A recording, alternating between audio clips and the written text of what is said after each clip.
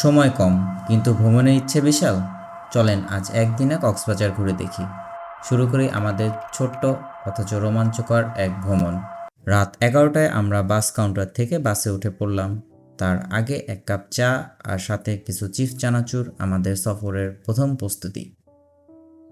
গভীর রাতে আমাদের বাস থামে নূরজাহান হোটেলে। হালকা কিছু খেয়ে আবার রওনা দিলাম কক্সবাজারের পথে। সকালে কক্সবাজার পৌঁছে আমাদের প্রথম গন্তব্য ভোজনবাড়ির রেস্তোরাঁ। গরম গরম পরোটা, ডিম ভাজি আর সবজি দিয়ে পেট পূজা। এরপরে অটোতে করে লাবণী বিচের দিকে আমাদের যাত্রা শুরু হয়। লাবণী বিচে পৌঁছেই পা ভিজিয়ে নিলাম ঠান্ডা সমুদ্র জলে।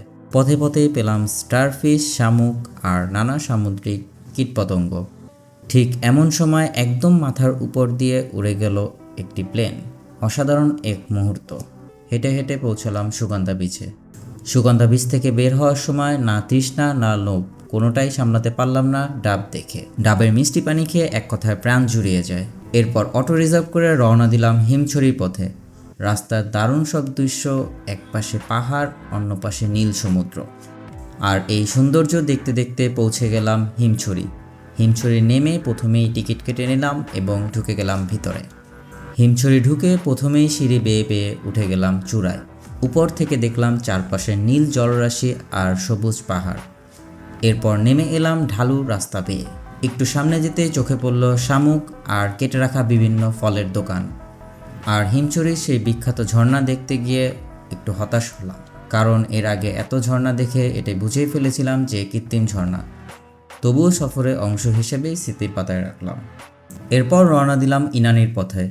ইনানি থেকে একটু সামনে গিয়েই আমার পছন্দের একটা রেস্টুরেন্টে বসে পড়লাম দুপুরে খাবার খেতে। আমরা নিয়েছিলাম মিক্স সালাদ, কোরাল মাছ, ডাল, শুটকি ভর্তা, টমেটো ভর্তা, মাছ ভর্তা, আলু ভর্তা। খাবারগুলোর টেস্ট ছিল এক কথায় অসাধারণ। আমি যতবারই এখানে আসি অবশ্যই এখানে খাওয়া দাওয়া করি। খাওয়া দাওয়ার পরে চলে যাই ইনানি বিচে। ইনানি বিচে গিয়ে মন খুলে হাঁটলাম সমুদ্রের পানিতে। ঢেউ আর বাতাস যেন ভ্রমণের সব ক্লান্তি ভুলিয়ে দিল। সন্ধ্যাবেলায় চলে এলাম কলাতলি বিচে। উপভোগ করতে থাকলাম রাতের সমুদ্র। নীরব অথচ গভীর এক অনুভূতি। দেখতে দেখতে কেটে গেল অনেকটা সময়। এরপর রাতে হালকা খাওয়া দাওয়া করে আমরা আবার বাসে চড়ে ফিরতি পথ ধরলাম। শরীর ক্লান্ত হলেও মন ভালো লাগায় ভরে আছে। সবশেষে এটাই বলবো, সময় যদি অল্পও থাকে, মন চাইলে ভ্রমণ অসম্ভব কিছু নয়।